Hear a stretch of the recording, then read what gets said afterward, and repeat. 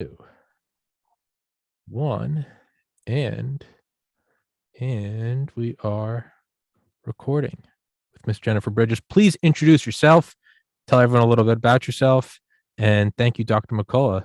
You are my third guest today, all three of which Dr. McCullough put me in touch with. So shout out Dr. McCullough as always. But please take it away. Yes, I got to give a shout out to Dr. McCullough too. Very busy, amazing, bad. I don't know if I'm allowed to say bad words, but You can say badass you can say man. whatever the fuck you want. That guy's a total badass. Oh, I love you. Okay, yes, he is the most absolute badass. I have the most highest respect for him. Yes, I'm glad he put us in touch, and Yeah. I'm gonna love being on the show now. Um, but no, my name's Jennifer Bridges. I'm a registered nurse. Um, I've been a nurse for about 9 years now, almost 8 years. I spent at Houston Methodist, where they were great until this whole COVID and the vaccine mandate showed up. And we were the first ones in the nation to get that mandate, and enough of us just didn't like it. So I fought back like crazy, and we're still fighting to this day. But now, what all does that entail when you fight back? You know, I've had different people who have quit their jobs, other have resigned, others have forced their employers to fire them. What all what power do you guys have when you guys all got together? Did it change anything? How exactly have you guys fought back? How has it changed? Oh, well, we've done so far, nothing has changed. We're waiting to see what the courts say. But we were the first vaccine mandate in the whole country, basically. Last year, our deadline was June 7th. So we did everything in our power, right? I was the first one to like really speak out and try to help. There were like thousands of people not wanting to take it. So I even had a meeting with our CEO, CNO. That went really ugly. Tried to negotiate. They did not give a shit. They did not care whatsoever. Super agenda. My CEO, David Bernard, even looked at me in the face and he's like, 100% vaccination is more important than y'all's individual autonomy. And just did not care. He said, there's the door, you can leave, we'll fill your spot. So I got mad, asked to speak to the head CEO, wouldn't talk to me, set our mandate for June 7th. So then I went nuts. I started contacting the media. It blew up. I got all over the national and the international news. I mean, everything you can think of. I even had like BBC in my backyard. I mean, it was insane. I had the Wall Street Journal, USA Today. They're flying in from Washington. They're in my kitchen. I mean, you name it, they all wanted a piece of it, right? Because we were the first ones, and I was the first one like, oh, well, hell no, we're not doing this. So, and then all the bad publicity, the news, I got so many good protests in front of the Methodist Hospital. We had the public calling, complaining, even people all over the country calling them, like they could not keep up with it. I got an online petition going. I haven't even kept track of it lately. There's some 15,000 or more, maybe. So I have no idea how many's on it now. And finally, like they were not budging. They did not care one bit. But what I do know is they were scared and they didn't know. They had no clue. They were so arrogant and cocky. They did not think that we could get to where we did at such a big national level, and they didn't expect anyone to fight back, because I have friends up there that are by the CEOs and all that, and they were telling me just how blown away they were. Like they couldn't even keep up with the phone calls. They literally even had meetings about me, where they'd like get people together and be like, if you know what she's up to next, please tell us, because we want to try to get like the upper hand. And it was insane. So I got a lawyer. I rounded up almost 200 people together that all were in jeopardy of their jobs, and we filed a state and a federal lawsuit. And I've got not only nurses, but I've got so much staff from the whole hospital, physicians, vendors, contractors, and even Houston Police Department officers, because they were running security. And our state suit, our hearings in May, and our federal ones in the Fifth Circuit Court of Appeals right now. And we're going to hear something in the next couple of weeks, because we just turned our brief in November. The evil Methodist lawyers filed an extension. They literally turned theirs in yesterday. They waited till the last day, of course. And so in a couple weeks, we're going to find out what date we're going to get in front of the Fifth Circuit in New Orleans. And then I'm going to blow that up too. And I want everybody to surround that place. Like, I want them to know, like, this needs to stop. So so you've been a nurse for 9 years. So to walk this back, you were also there from like all of 2020, right? The beginning of the pandemic. Oh, yeah. And can you say just like how hectic was that? How in demand were the nurses? I mean, I remember seeing it was just, everything on every social, and I'm not even making fun of it, right? Everything was just like frontline heroes. I was 30 at the time. So like, I was like, well, I'm going to be fine. But like, I totally got it. Can you kind of just explain how hectic it was then, how sleep deprived, how overworked, just were you guys really feeling like this is the fight? Yeah, you went through different like kind of roller coasters, like up and down. I worked the COVID unit on and off the entire time. Like, I caught COVID from my patient. I mean, the whole 9 yards, right? Unfortunately, some passed away. Like, you saw everything from like, head to toe, basically. But there's a lot of stuff people don't actually understand that happened. So like when COVID first happened, they basically were telling people, don't come in here unless you absolutely have to. We're canceling procedures. Like, our hospitals were literally like half the normal amount of patients. Like, we didn't barely have any patients the first few months of COVID, and they were literally sending us home. They were putting us on call. They didn't need us because they didn't want people there unless they were basically like, in bad shape. So then that went on a few months, and we weren't even working that much. And then all of a sudden it blew up, it hit, and it just exploded. So you had, all the beds were getting filled. Each nurse, because usually nurses would take about 4 to 6 patients a person. But with COVID, with all that PPE head to toe, which took a while, you could only take like 2 or 3. So there was constantly a shortage. And then there'd be points where they would be asking you to work overtime. They'd even pay you extra money if you'd pick up an extra shift. They were trying to throw around money left and right to try to get people to work more. And then it would like die back down, it would kind of calm down, and then it would all hit back up again. Like, it just kept going through waves. And they never quite got what they were doing. I mean, they're even at the beginning of COVID, when it first hit, you're gonna crack up at this one. When it first hit, they literally told us not to wear masks. They said when COVID first broke out, they said, don't wear any masks. We don't want you scaring the patients. Don't even worry about it. So we're like, okay. And then it turned into, okay, now wear surgical masks. Now we want you to wear surgical masks. So we did that, and they didn't work. It did nothing. Like, that's when I caught COVID. Then it turned into wearing, let's wear an N95. But prior to COVID, you were only supposed to wear the N95 like one day, in one person's room, that's it. And then it went from that to, okay, we can wear it for 3 days. Okay, now you can turn it in, label it with your name. We'll do this crazy, weird, ultraviolet thing that I don't know what they thought it did. And now we could wear it up to like 10 days and it's still going to protect you, which I don't know how that's even possible. But it changed dramatically throughout the whole time. Which makes sense, right? I mean, everything's, no pun intended. I know it was 2020, but everything's 2020 in hindsight, right? We look back at it, and it's now we can say we should have been doing X, Y, and Z, but we were all kind of running around with our hair on fire. No one knew what to do. So I get it. I have some sympathy or empathy for them. Mm-hmm. But so you guys all kind of stood up and rose to the challenge and fought the fight that whole year, right? So yeah. So we wore capes back then. Remember, that's what yeah, they used to say. well, that's what I'm getting at is, so we see how invaluable you guys are, and you did that with masks, without masks, reusing masks, using the UV, whatever, to sanitize it. Yeah, disinfect it, sanitize it. Yeah. So you do all of that to now all of a sudden, 18 months into the pandemic, you won't get the vaccine, already had COVID, already have immunity. And now there's the door. Your autonomy means nothing to me. You guys we just won the Super Bowl, and now I'm standing up with the ring, and I'm going, man, fuck my whole team. This is on Tommy's back. And everyone's going, we got guys with broken legs. We got a paralyzed guy. Bob died. And I'm up there just like, it's TPC. And it's like, that's not how it works, right? I mean, who just retired? Tom Brady. That's what I mean, right? Who Tom Brady just retired. That's the guy that he got there with the team. Sure, he's the GOAT, but he got there with a team.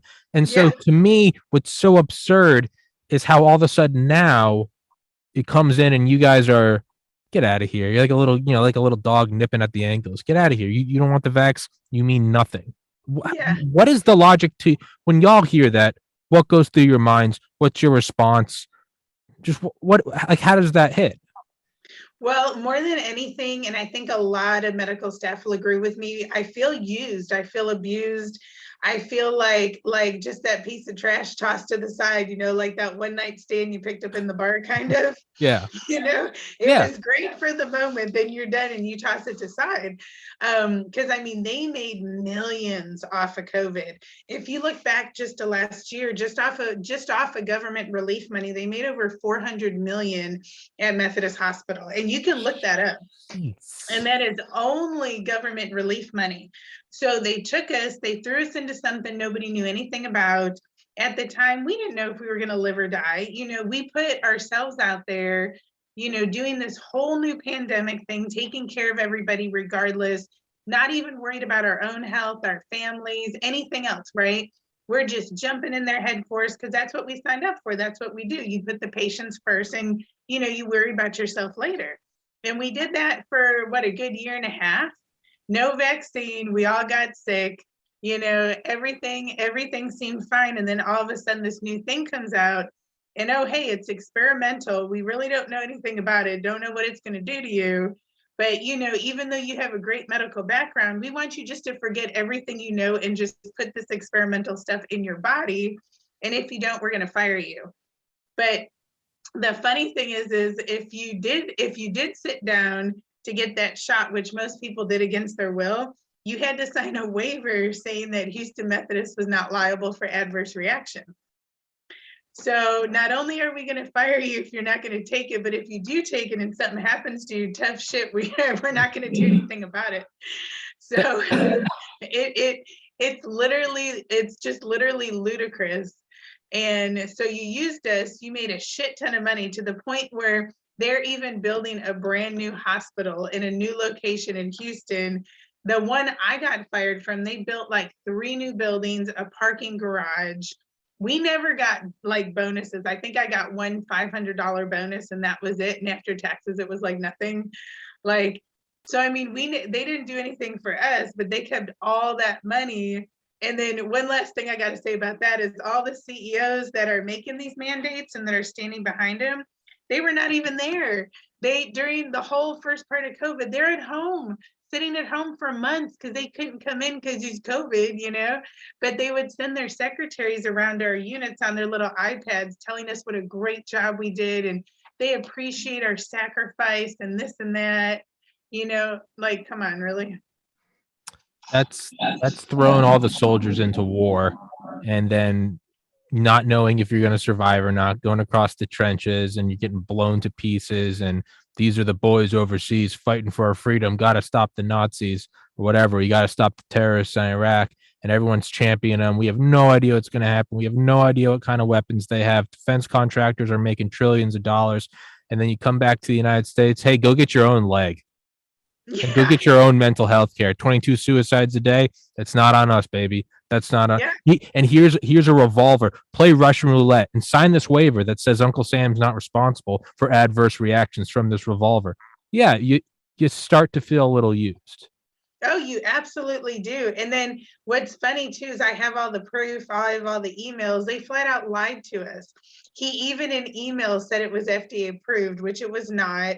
They're claiming it's 100% safe and effective. Well, we all know that's not true because after we got fired, their whole vaccinated staff caught COVID, had to stay home. Then they were even more short staffed. And then what's really funny is their new protocol now, since they're so short staffed, and my friends there are telling me like no one's even applying to work there, is if you have COVID, but your symptoms are mild, you can still come back to work as long as you have mild symptoms. So now you have COVID positive vaccinated nurses treating the patients, but the unvaxxed healthy ones aren't allowed in. The unvaxxed healthy ones who also caught COVID early on and have immunity from it. Yes, absolutely. But that doesn't matter. So surely it's absurd. It sounds absurd. Factually is absurd. At some point it has to bite them in the ass, right? I mean, are they facing shortages? Are they loosening up on anything because of that? I mean, at a certain point, like it's got to come back because otherwise, why wouldn't they stop? Just keep doing whatever you want. No, the tyrant can keep saying do this, do that, and finally, 1789 happens and they chop the king's head off in France. Like eventually, the crowd snaps back. What do you know what effects this has had on? I mean, if they're building new wings, building a new hospital, how are they going to staff them? That's a very good question because all my friends there and people I don't even know now are contacting me because they know what I've done this whole time. And now they're one of the first ones to come out and mandate the booster. So all the employees have to take that booster by, don't quote me, I think it's March 30 something maybe, or March 1st. I forget. I have to go look, but it's in like a month. It's next month. And they are freaking out. Like they don't want that booster because they already know the first two shots they were forced into didn't do anything. Now they don't want this other one that's even more experimental that they know nothing about. So they don't want to take that one and they're pissed, they're freaking out and they don't know what to do. And they're already super short staffed. They're even giving nurses trying to say like $35,000 sign-on bonuses. And my friends are like, no one's applying. They're not hiring anybody. Like they're short staffed. It's ridiculous. It makes no sense. And then after this new mandate coming around next month, they're going to lose even more people. And then now, like even the patients and the patients' family members are contacting me and everybody hates them. Like the patients are getting horrible care. They're being treated shitty by, the nurses and the physicians who are burnout. And it's just like nobody is happy. Like everybody, I haven't heard one good thing about them. Yeah, it seems like unfortunately the reaction, the kind of equal and opposite reaction, it's not instantaneous, right? You go up to a girl at a bar and say, "Sup, bitch," she's gonna smack you, and rightfully so, right? And Absolutely. but you get that response instantly, Yes. versus if you I don't know, pretend it's 1940, you write someone a really mean letter, you're gonna get a really mean letter. It just might be like 3 weeks later. It kind of Yeah. seems like, unfortunately, it's just a waiting game because you're the one talking out, you're the one that I'm talking to, but that just means to me it's the tip of the iceberg. And all these people that played the game of Russian roulette, oh god, I survived the first one, oh, I survived the second shot, now you're feeling on top of the world. You're like, well, I survived the 2 Russian roulette games, so why don't you do it? But now all of a sudden the goalposts move and it's all right, well, now you got to do this booster roulette. And so not only are you now freaking out because you got to jump back into this thing, and not only you're angry because I already played your game of Russian roulette, what it also then shows is, oh, so why in the world would it stop with one booster? If you've now lied about the first thing, it's not just that I'm angry about the second. You now know what it implies. You now know it Yeah. implies forever. Oh yeah, and God knows how many boosters are going to try to come out with. I mean, they're going to have like track marks down their arm from like every injection put into them. Yeah. And then it's insane because even with us, before they fired us, they were denying the majority of the religious and medical exemptions.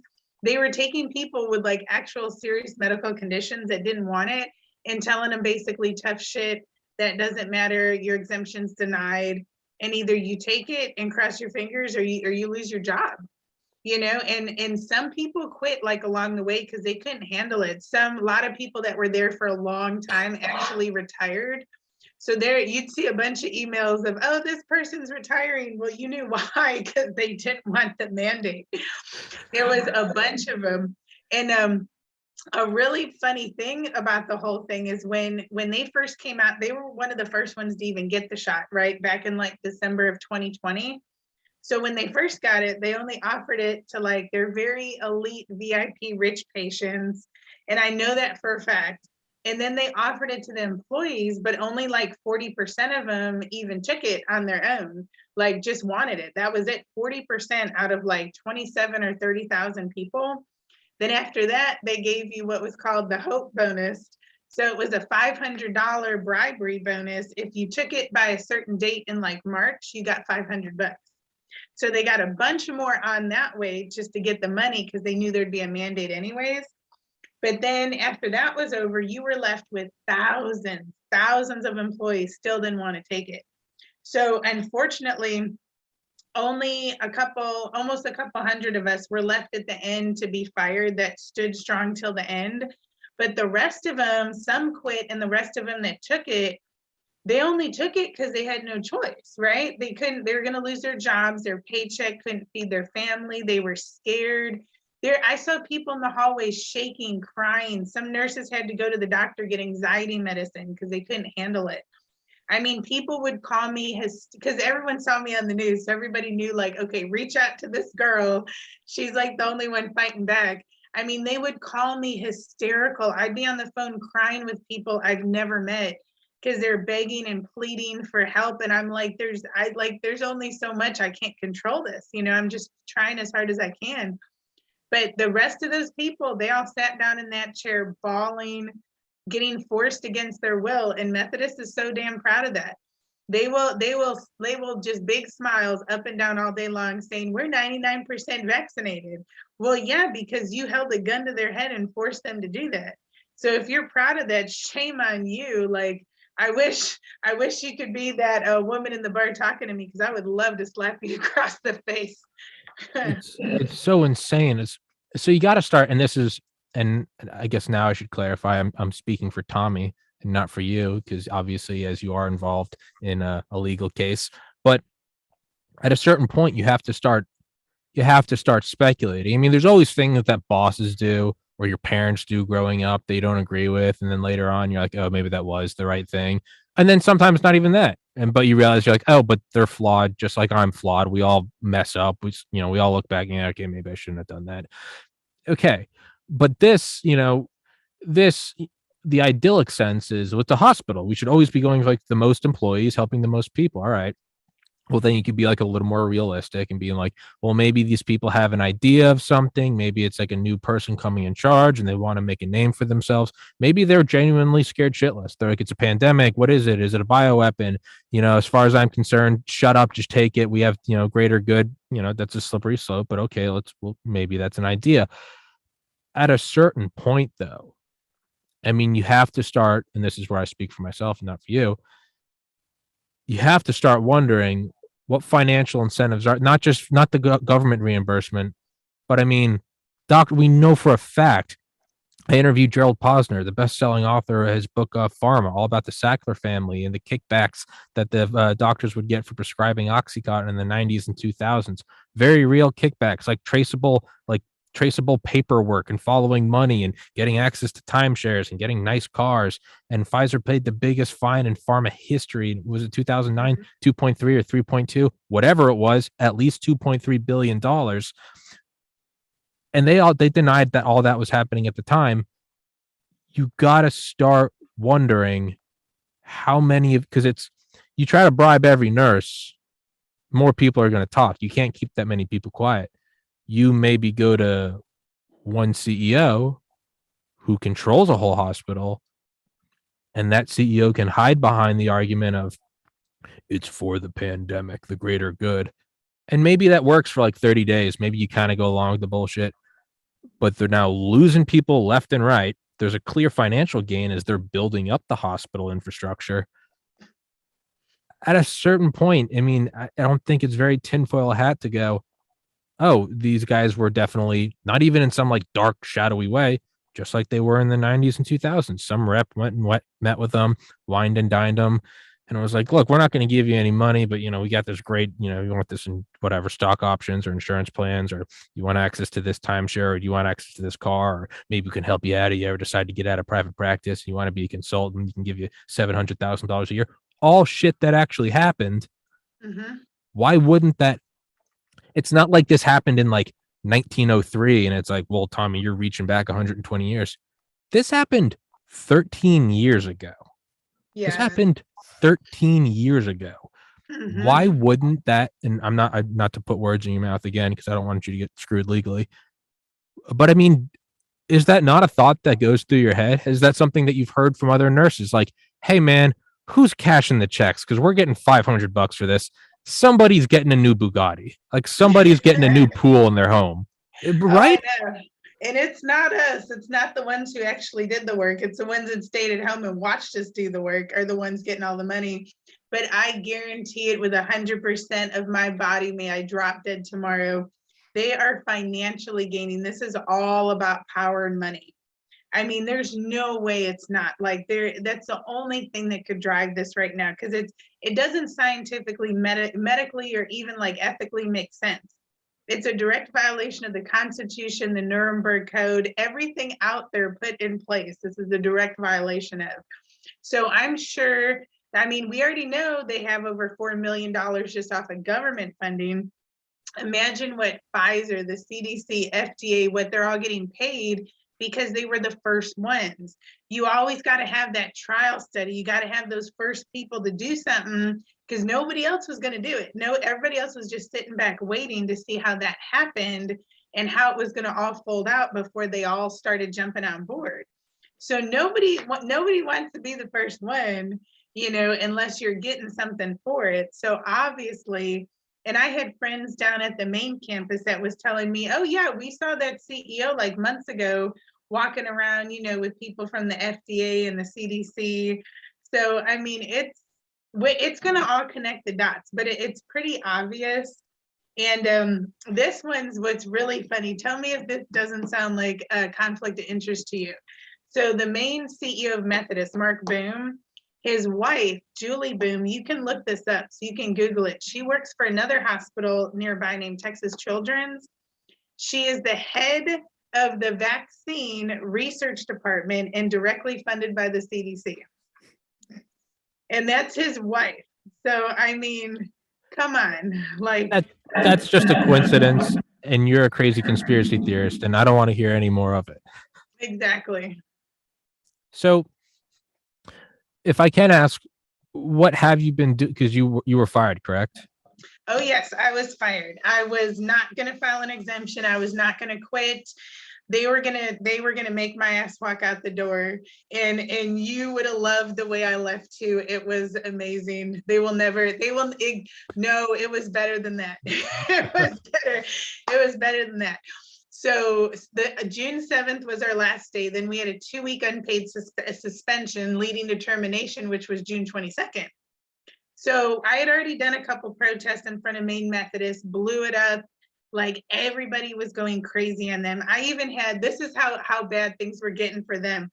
I even had, this is just one example, but there were thousands. I literally had a woman call me from New York, right? And we're in Texas. And she's like, oh, we're so upset what they're doing to you. She's like, I actually have a group of 50 moms, and all they do is take turns all day just calling Methodists to tell them how horrible they are. And that was from the other side of the country. So it was amazing. So on June 7th, our last day, our last shift, I organized a huge protest in front of our hospital.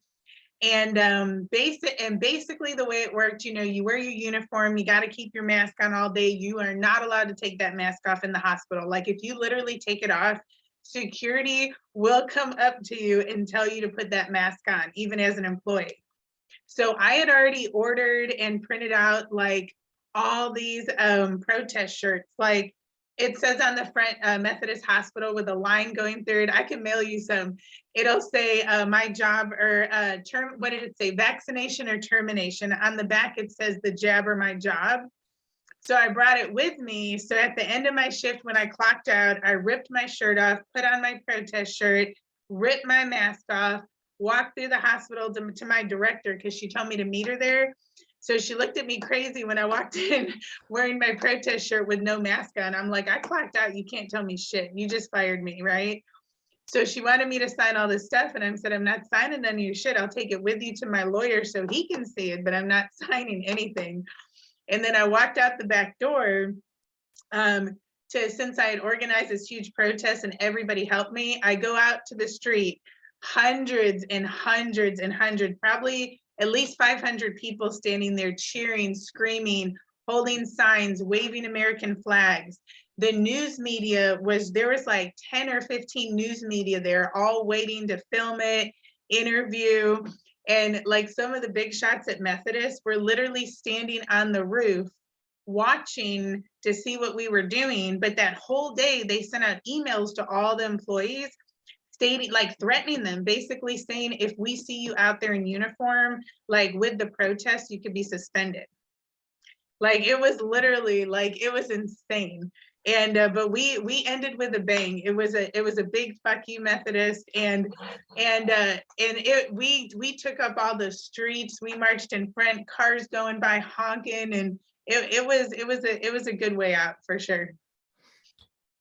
It seems like what will be their downfall is the boosters in perpetuity, right? Because let's say you're another nurse and they see all that, and whereas you and I are cheering it on, they might be like, dude, I don't want any of that. I got the booster, fine, no adverse events, whatever. I got through it. I'll just slide on by, head down, keep doing the work, keep getting the paychecks, just leave me alone, which I completely get.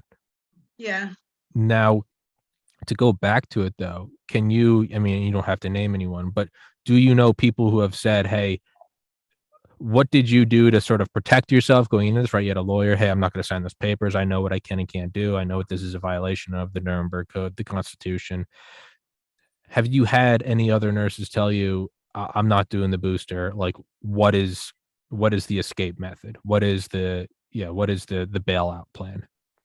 Well, and so many of them do not want that booster. I'd say at least half of them, if not the majority, don't want it. So basically their only way out is to file try to get an exemption, like a religious or medical, but they're probably going to deny most of them like they did the first go around. But I tell them all, I said, don't quit, let them fire you. I have so many resources now, like all over the place. I constantly have people sending me like, okay, if you know any nurses that need jobs, we're not mandating, we're working on this. So I put out their jobs all the time. No mandates apply here. I will help you find a job. There's telemedicine, there's private nursing. There's so many things you can get into with no mandates, right? And I tell everybody, I'm like, let them fire you, because if you quit, they love it if you quit, because then they don't have to pay unemployment. And then if you do file a lawsuit, it's a little different than wrongful termination. So they want you to quit, but you don't want to. You want them to fire you. And what I'd love to try to get them to do is, if I can get all these employees just to pick like a weekend, everybody call off the same day, like 2 hours before your shift, like thousands of people call out. You can't staff that hospital. You can't do nothing. They will be sitting there like no clue what to do, freaking out, and be like, well, we'll come back when you stop the mandates. That would make them stop, because you got all these patients and there are no nurses to take care of them. They got to do something. Oh, my mom's a nurse. All my aunts are nurses. I'm very aware of their value. How do you see what's going to happen? I mean, are we going to have like a handful more examples of nurses like you, and are a lot of people just going to go, screw it, I'll keep getting the boosters and whatever? Statistically, they probably won't drop dead. And this is all wild speculation. Do you see this eventually hitting a critical mass, not just bad publicity, but do you see it to where at a certain point you got to start going, all right, we love this bragging rights on, I'm making money hand over fist, and I also like to say we're 99% vaccinated, but at a certain point, right, you have so few employees that even just financially, they have to start looking at it and going, theoretically, Pfizer's given me whatever, $100,000 in kickbacks, but the board of directors is voting to reduce my salary by half because the hospital is going into such a shitter. Just financially, eventually, they'll have to concede, right? I mean, I'm not a businessman. I'm a biology major, but doesn't that seem like the kind of like the logical end? And thus, it will only work if people continue to quit. And it's very easy for me, a single 31-year-old with no kids, no dependents, no nothing, doing a podcast for a living. It's very easy for me to say, you got to rise up and quit. And it's like, well, Tommy, what are you doing? Like, oh, I'm still fine. My bills are still paid. Like, it's very easy for me to, you guys should all quit. Oh, are you involved in here? No, I've never been to that hospital. I never will, but keep fighting the fight. Right. I get it where they may look at it as like, you're detached. You don't have a dog in the fight. It feels very good to say, I'm fighting. What are you really doing? You're not doing anything.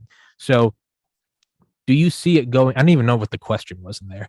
Do you see it going that I way? lost it too. Yeah, It's yeah. okay. I have no. Do you see the logical? Is there a logical end to where the hospital will become so inoperable that they'll have, not even because they all of a sudden grow a heart or something, but because it just no, or do you think that they're just going to go down with the ship? I honestly think they are so arrogant and they will not admit defeat or say anything about them ever being wrong. I think they will take it to the end. And my goal is to destroy them. Like, if we don't get it in the Fifth Circuit, we will file an appeal. We will take it to the Supreme Court. Like, I want them to be held accountable for it because we have so many whistleblowers and actual documents that we can produce and show all the negligence, not only negligence, illegal activity, unethical, so many things they're doing. Like, I want to like make them crash and burn so hard because they're literally destroying people's lives, if not financially, or they're harming them. You know how many people that I worked next to that after taking the shot, they either got heart conditions, they got tremors. Several people, a few people I knew even had miscarriages like within the same week of taking that. They are literally ruining people's lives one way or another, and they don't care. And they do not care. I want them to suffer as bad as they possibly can. And the only two things I can tell people, because people reach out to me all the time, all over the country, who's facing this. And I'm like, bad publicity, lawsuits, hurting them in their money pocket. That's like all they care about. If they look bad to the public or they got to fork out a bunch of money and get in trouble, only things they care about. They don't care about nothing else. Right. And I try to tell everybody, like, I mean, you have to look at the bigger picture. Yes, I didn't want to lose my job. My kid was starting college. I could not afford to just not have a paycheck. But you got to look at the bigger picture. Like, if something were to happen to me, what's more important, down the road? Say I die or I become paralyzed or now I can't work and nobody is there. I'm not going to get any money from Pfizer or Methodist or nobody. I'm just screwed, right? So now the rest of my life is ruined. My family's ruined. And all this was just to keep this paycheck right now. There things might get shitty for a minute. It might be a struggle a couple of months, but you'll overcome it.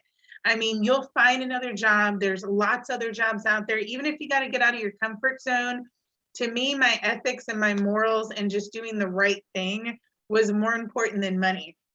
I had my friends all joke with me because one of the initial reporters that I first talked to, he kept questioning me and I got pissed. And I was like, I don't care if I got to eat ramen noodles for 2 months and live in a tent somewhere. I said, I'm not taking this shit. And I don't care what you try to tell me, So my friends started like buying me ramen noodles and stuff. Yes. And I'm like, I will eat it. I'm good. Like, I don't need that. And I tell people, if all you really care about, if you're only in this for the money, the big house, all that stuff, then you're not in it for the right reason. You're not the kind of person I would want taking care of my family. I'd rather have somebody that's going to stand their ground, do the right thing, stand up to somebody who's harming someone. Like, those are the people that the public wants to take care of them. Like, ever since I got out there, Dr. McCullough, all these great doctors, nurses standing up, everybody in the public says the same thing. They're like, why can't you all just get together, form a hospital? Because everybody wants to go to those people, not the ones that are just bending over, basically taking it, Yeah. and those are the people that they want to go to. Do you think that will happen? I was thinking about that earlier, just during this conversation. I mean, eventually it's got to happen where someone outside of a Absolutely. just make a hospital for just, not even just employee. Yeah, no, yeah, for employees. But like, yeah, no, you don't have to. I mean, there's got to be a business opportunity in there, right?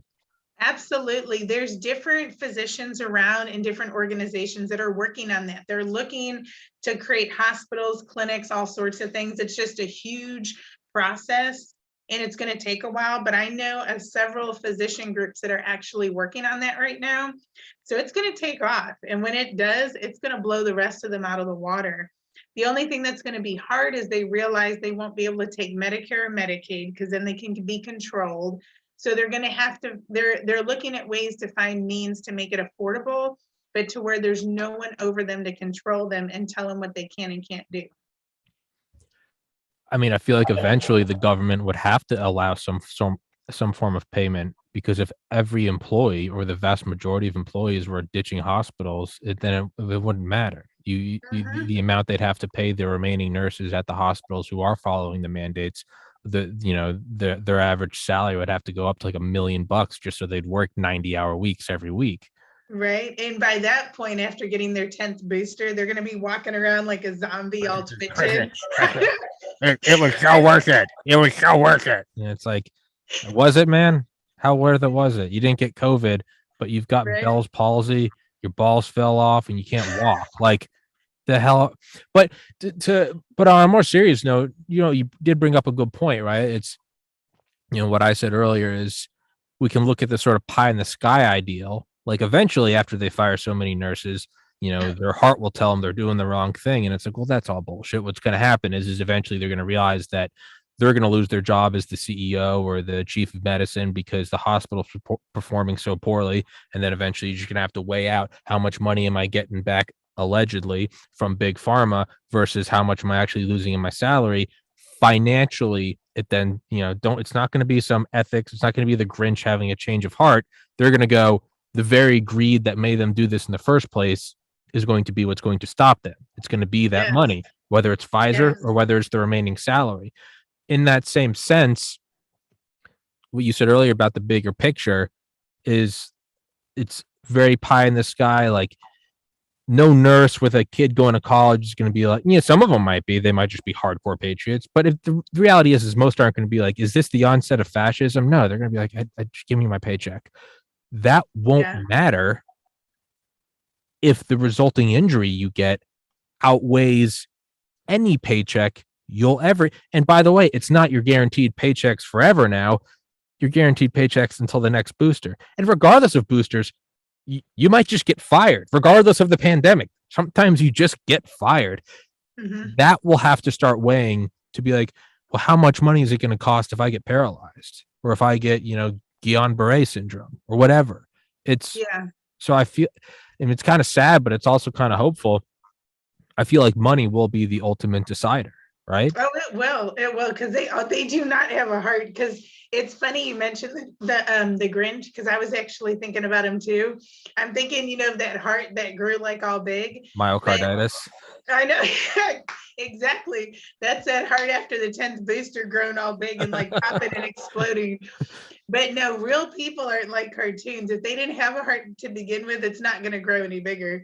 But like the things you were mentioning are happening, because I've had people literally tell me that are kind of internal. They're like, yes, like especially the CEO of the entity I worked at, they told me he was being watched, that it was doing so poorly at that hospital that they were actually threatening his job over it. And these are, because I have friends all over and nobody knows they're my friends. So I have all these little people telling me things all the time and sharing with me things. But yeah, his job was severely threatened. And I hope he gets fired, because I need to know, because I will be throwing a huge party outside that hospital. We're going to rent a billboard. I'm going to be like, that's what you get. Like, yes. Because let me tell you what else that son of a bitch said to me. So his name's David Bernard. Long story short, before the mandates took place, we were trying to be proactive, right? So I'm running around the hospital on my day off in some scrubs, pretending to be working. And I just made this little petition. So I'm running all over the hospital just to see who agrees with us that, hey, we shouldn't get terminated. So hundreds were signing it, even the ones that took the shot, because they didn't agree with being forced into it. But people were so scared, they were literally hiding me in closets, like putting me in places where no one would see them signing my petition. So someone narked on me. The next day I get a call to go to this big meeting with the CEO, CNO, and head of HR, and I brought a nurse with me as a witness. So it was like an hour and a half long of just bullying and threatening me. They threatened my job. The CNO, Becky Chalupa, even like leaned over the table like I was going to be scared of her. And she's like, we heard that you were bullying these employees and making them sign this petition. I know, right? I see the look on your face. Like, do I really look like I go around bullying people? And I got so pissed. I looked at her and I said, you are lying. I said, I will pay for a damn lie detector right now for both of us to take, and we'll see who's lying. Like, I was pissed. It got heated. We started arguing. I tried to negotiate with them. I tried to compromise, but nothing. They were literally like little 2-year-olds going la la la la la la la, and it was just ignoring every piece of data, every piece of anything I could give them to be like, look, this isn't right to do. And besides the whole couple of things I already told you, he said, he even leaned back in his chair all cocky, right? And he's like, so what makes you think you can come here all by yourself and take care of this? Pretty much looking at me like who the hell are you? And what makes you think you can come in here and talk to big, all high and mighty, us? And he did it as he's like leaned back, looking all cocky in his business suit. And I told him, I said, because I thought you would give a shit about thousands of employees that are supposed to be under you that don't want this and that they're scared, but obviously you don't care. So at the end of the meeting, he even asked me, he goes, so can I tell Mark Boom, the CEO of the whole company, that this matter's closed? Because they sent them to shut me up because the high dogs don't want to talk to me. And I said, absolutely not. I said, you need to tell him he needs to meet with me ASAP so he can understand what all these employees are actually thinking. And that man to this day has never reached out to me. He talks shit about me through emails, through the news media, but he won't talk to me. He never would talk to me. But instead, the very next morning is when he put out that system-wide email telling everybody their mandate. So I took that as like a direct response to what I was asking for, because it was literally in like a 24-hour window he did that. So remember the whole like cocky, like, oh, what makes you think you can do this all by yourself? Like, I can't wait to see their ass in court, and be like, isn't it amazing what one person can do when you piss them off bad enough? But that is how all these huge movements starts. And so I have a question. We got like 10 more minutes left. I have a question about, are any of these people kind of implementing these things? The kind of these stereotypical evil people in the big suits and the leather, as I'm saying this, in a leather chair, like the big evil guys, are any of them, because I if I'm correct, and by if I mean correct, I mean from watching the show Scrubs, the chief of medicine, I think, is a doctor, but like all the CEO, CTO, CFO, I mean, these are corporations, no different than McDonald's or Apple or Google, and that's not like a stab at anyone. It's what it is. It's a business. Yeah. Are any of them medical professionals, or are they business administrators? You have both. So like Okay. the CNO would be like the chief nursing operator. So she was actually medical and just moved her way up. Then the CEO is like the chief executive officer. So he's nothing medical. He don't know nothing medical to save his life. He's just the business guy in the suit that handling like the business aspect. So he doesn't know any medical. He couldn't do shit if you put him in front of a patient. So it's kind of like when you see the coach of a football team who used to be a football player and who gets the grind, who understands it. And then those awkward moments whenever you see like an NFL like team owner like walk down onto a field or something, and they always look like the Monopoly guy. They're in like a 3-piece suit. You can tell they're just eating caviar and drinking $10,000 champagne. And it's so weird. It's like seeing a king shaking hands with illiterate farmers. Like, good job. You're doing a good job. And but they'll never love that guy the same way they love the coach. I mean, they might like him. He might not be a bad owner, and technically he makes it all happen. But they'll never have that devotion that they do to the coach, right? They dump the Gatorade on the coach when they win. They don't dump it on Yeah. the owner. Oh, could you imagine if they did? But that's what I mean is, but you can start Yeah. to see, so what's the origin of that? One guy is a businessman and the other used to play football or loves football. That businessman could just as easily own stock in Netflix or help produce 747s or sell slippers. And there's nothing wrong with any of those, but he is a businessman. He's not a football player. So by that same logic, you can kind of follow it out to see why they're acting this way. Because the people Mhm. that got into medicine got into, there are other things you can do. You can use your brain and you can be a mechanic, you can be a plumber, you can be a whatever. But you go into medicine, sure, maybe you like it, maybe it's interesting. I loved biology, but you also go in because you want to help people. I mean, granted, I'm biased, they're all family members, but I look at all my aunts that are nurses. Above all else, they want to help. They're people that want to help. You can really see that shining through when it's the business guy sitting back in his chair saying, "What are you going to do about this?" versus like you wouldn't see a doctor doing that. And if you do, they're few and far between. Most doctors are like a McCullough, like a Malone, who will stop what they're doing and they're out there fighting for what's right. Why? Because they got into medicine to help people as opposed to business. Maybe if medicine's not your thing, you can go sell TVs. You can still do business. There's nothing wrong with that. But that's what I'm getting at is you can see where that's where the divide is. It's the evil owner in the three-piece suit in the back of the limousine versus the football coach who used to play on the team 20 years ago, but he just loves football. And again, like last time, I don't think there's really a question in there. I think I was just ranting, but that's what it That's seems okay. like it is. But doesn't it seem like that's what it is? Oh, yeah, absolutely. I mean, how are you going to sit there and dictate to us what we have to do when you don't even know what you're talking about? And I love that whole follow the science and this and that. I said, what, you saw your science on CNN? Like, really? Like, show me these are, if one more person, so that idiot Fauci, CNN, any of those idiots, right? Follow the science. Well, I want you to actually produce the data, the research. Show me which science you're following, because my side can give you thousands and thousands of the actual data, research, personal testimonies, the thousands of patients we treated, or this and that, and we can show you the real science.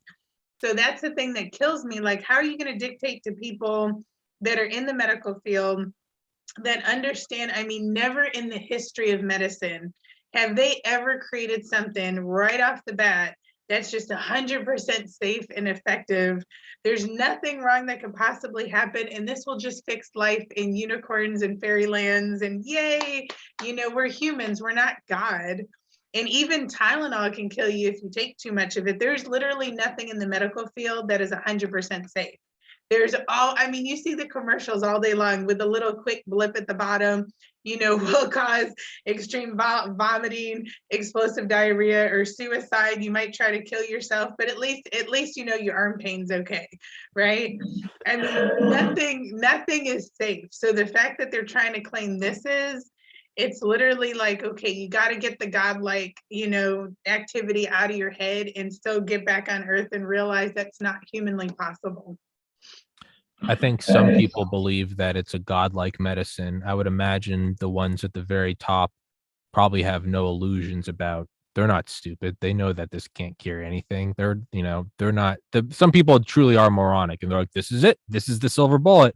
The people that they know it's all bullshit, but it's a money Yeah. grab. It's a once in a lifetime money grab. Oh, yeah. It's a defense contractor the day after 9/11 going, get the money while the money's good. That's what this is. And the idea that we've been lied to by the mainstream media to get into the war in Iraq. We've been lied to about opiates. We were lied to about the 2008 financial crisis. We've been lied to again, and we've been lied to that Trump was a Russian agent. We've been lied to again and again and again and again.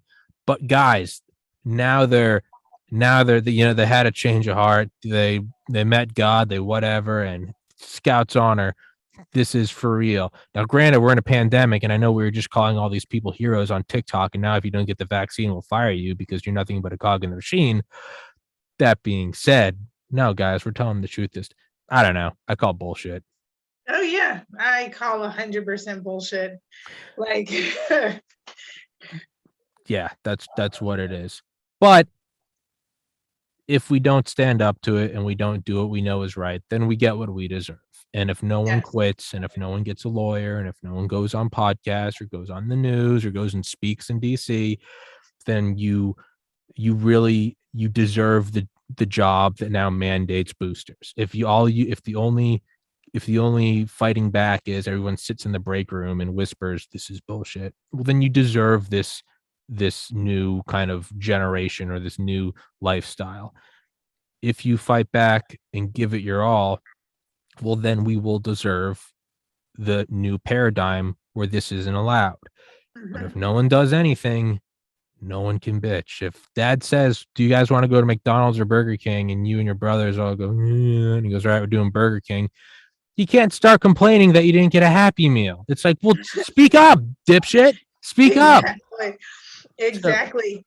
And I am 100% with you because freedom is not free. I mean, if you look back, I mean, my grandfather's a World War II vet. My husband fought in overseas in Iraq and that. I mean, he was blown out of a Humvee. I mean, he's got permanent disabilities. I mean, everybody from the history of this country to the world had to fight for their freedom or to defend it, protect it, everything. I mean, look at the crazy stuff that happened with the Holocaust. I mean, just one thing after another. Like history will repeat itself. Men can be very greedy, very evil in financial gains. It's not like, okay, that'll never happen again. Like that's just not possible. So if people don't stand up and fight, then they're just allowing anything to happen. And once you lose your freedoms and they take all that control in every which way possible, then you're done. You're never going to get it back. And I know I don't want my kids growing up in that. I don't want my grandkids growing up like that. Like I'll go down with a fight until there's nothing left in me. I mean, that's just, I don't understand. I call them all keyboard warriors because you get a lot of people out there posting all this stuff and and sharing articles. And I'm like, well, that's great. Now come meet me over here. Let's go protest. Let's go have a rally. Let's go talk to this lawyer. Let's do this.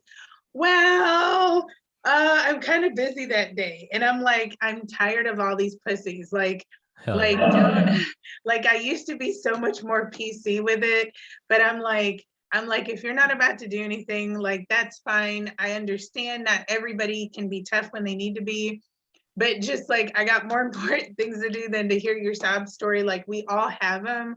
Like you got to put your big girl and boy pants on and let's go fight to stop this shit. And then it can be done.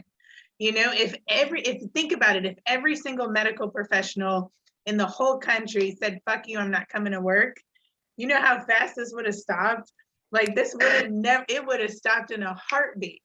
But you have the majority that are scared, and that's why the few have to fight so hard because it's harder to fix it then, you know?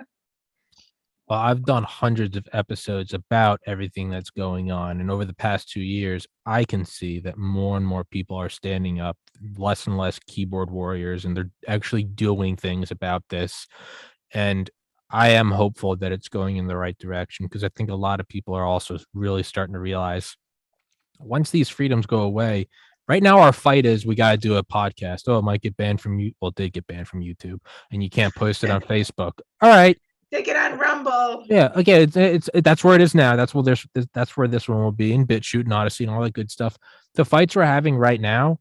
Oh, I got to go to a new platform. Oh no, you got a lawyer and you had to you guys had to go protest or something.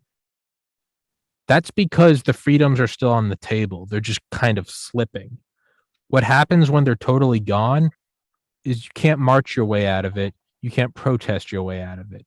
The way to get out of that is when millions of people die. And that's what all of human history has shown. And that's not some call to violence. That's just what it is. You didn't say Hitler, it's not like there was some slogan with a bunch of German women wearing pink pussy hats going, no more Hitler. Hitler is shitler. No, they would have been mowed down and burned in crematoriums. How did that finish? With an ocean of steel and blood. And that's Mhm. horrific. So get in the fight now where the fight is sending a meme or making a t-shirt or doing a podcast, not Mhm. when it is hell unleashed. Yes. And I think we'll close it with that. So Yes, because I agree. Because if we don't win this the fair way, but like you said, the sand's shifting, right? The tides are turning. There's a lot of us now. So if we don't win this the right way, they're going to be in for something. Because it could turn almost into a civil war. Because we are not going to let that happen. You got too many good patriots, too many strong people, and we're not going to just let it go just because like the courts or someone told us no. So they need to think about that because our side's usually a lot stronger and tougher than their side. and it's not only that, it's this side, quote unquote, is not for pushing our own belief. No one's saying no vaccines. If you want the vaccine, go get 100. I don't give a shit. Go have a booster with breakfast. I don't care. This is a side of I don't care what you do. Leave me and my loved ones alone. You don't want to talk about Joe Rogan? That's fine. Don't try to censor him. You don't want to do this? That's fine. Just don't, then you don't have to do it. I'm going to do it. That is why I do believe it will change, is because it's not about, if this whole side was about no vaccines ever, the movement would die in the cradle, because it's just the opposite side of the coin. It's about not exerting. It's not about not projecting our force or way of life on everyone. I don't want anything to do with it. I don't want to. You want a booster? Go for it. You want to be transgender? Go for it. I don't care. I'm gonna do me. You do you, and peace out. So that's why I am hopeful, and I'm also hopeful because Dr. Peter McCullough is at the helm, and that is a madman. That is that man is on a mission from God, and we got him at the helm. So with that, Miss Jennifer Bridges, thank you so much for coming on here. I will text you the episode when it's up. It'll probably be up in like an hour. And nice. yeah. Awesome. Oh yeah, no, I do a quick turnaround. It's one man operation. And yes, send it to me, because I'm gonna show it everywhere. Please do. Shill it, shamefully shill it. Be like, do your part, share this. And yeah, man. Thank you so much for coming on, and keep fighting the good fight. Thank you for having me. Absolutely. Absolutely. Thank you so much. Take care.